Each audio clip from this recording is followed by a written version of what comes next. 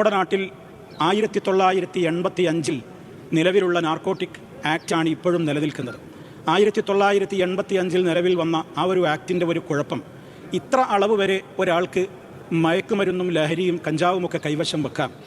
അതിൽ ആ അളവിൽ കൂടുതലുണ്ടെങ്കിലേ അറസ്റ്റ് ചെയ്യുവാനോ ജയിലിലടക്കുവാനോ നിയമ നടപടികൾ സ്വീകരിക്കുവാനോ ഒക്കെ നിവൃത്തിയുള്ളൂ എന്നുള്ളതാണ് ആ ആക്ടിൻ്റെ ഒരു കുഴപ്പം.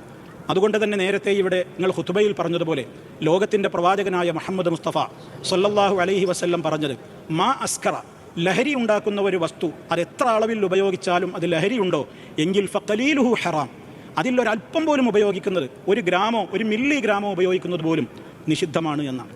അതുകൊണ്ട് നിയമസഭ ഈ വിഷയത്തിൽ ഇടപെടണമെന്നാണ് എനിക്ക് ഇവിടെയുള്ള എല്ലാ മലയാളികളുടെയും ഒരു പ്രതിനിധിയായിക്കൊണ്ട് ഈ ഈദ്ഗാഹിൽ നിന്ന് അഭ്യർത്ഥിക്കുവാനുള്ളൊരു അഭ്യർത്ഥന. ആ നിയമം മാറ്റണം. എത്ര കുറഞ്ഞ അളവിൽ ഒരാളുടെ കൈവശം MDMA മയക്കുമരുന്നോ കഞ്ചാവോ ഒക്കെ കണ്ടാലും അറസ്റ്റ് ചെയ്യുവാൻ ഇവിടുത്തെ പോലീസ് ഡിപ്പാർട്ട്മെൻറ്റിന് അനുവാദം കൊടുക്കണം.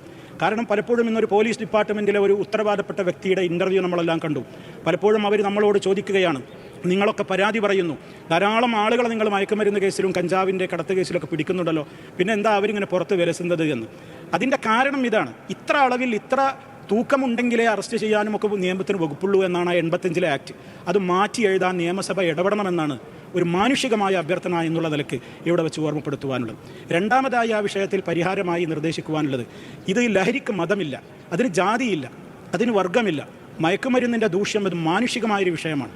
അതുകൊണ്ട് ഓരോ രാജ്യത്തുമുള്ള രക്ഷിതാക്കളും അവിടെയുള്ള അധ്യാപകരും അവിടെയുള്ള പോലീസ് ഉദ്യോഗസ്ഥരും ഭരണകൂടവും എല്ലാവരും കൂടെ ഒരു പ്രദേശത്ത് ഒന്നായി ഒരു കൂട്ടായ്മ ഈ വിഷയത്തിലുണ്ടാകണം. പ്രാദേശിക കൂട്ടായ്മകൾ എല്ലാവരും എല്ലാ രാജ്യത്തും മയക്കുമരുന്നിനെതിരെ ഞങ്ങൾ ഒറ്റക്കെട്ടാണ്, ഇവിടെ മതമോ ജാതിയോ വർഗമൊന്നും ഇതിനില്ല, ഇത് നമ്മെ തകർക്കുന്ന ഒരു വലിയ അപകടമാണ് എന്ന ചിന്തയോടുകൂടി പ്രാദേശിക കൂട്ടായ്മകൾ രാജ്യത്തൊട്ടാകെ ഉണ്ടാകണം.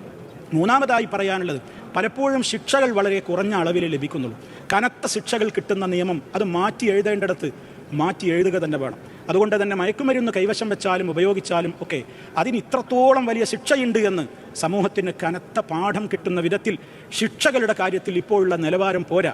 കുറഞ്ഞ ശിക്ഷകളാണ് പലപ്പോഴും കിട്ടിക്കൊണ്ടിരിക്കുന്നത്. കനത്ത ശിക്ഷയുണ്ടായിരിക്കണം. അതേപോലെ ഒരു ജോലി ലഭിക്കണമെങ്കിൽ, അതുപോലെ തന്നെ ഗൾഫ് രാജ്യങ്ങളിലേക്ക് വരണമെങ്കിലൊക്കെ ഇപ്പോൾ ഇന്ന് ബ്ലഡ് ടെസ്റ്റ് ചെയ്യണമെന്നൊക്കെയുള്ള നിയമങ്ങൾ ആലോചിച്ചു കൊണ്ടിരിക്കുകയാണ്.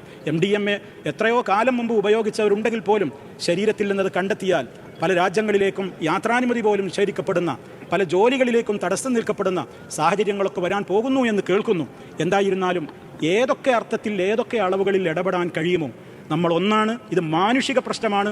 എല്ലാവരും ഒറ്റക്കെട്ടായിക്കൊണ്ട് ഈ ഒരു തിന്മക്കെതിരെ കൂട്ടായ്മ തീർക്കുവാൻ പ്രാദേശിക കൂട്ടായ്മകൾ വരട്ടെ എന്നാണ് ഈ അവസരത്തിൽ എനിക്ക് ഓർമ്മപ്പെടുത്തുവാനുള്ളത്.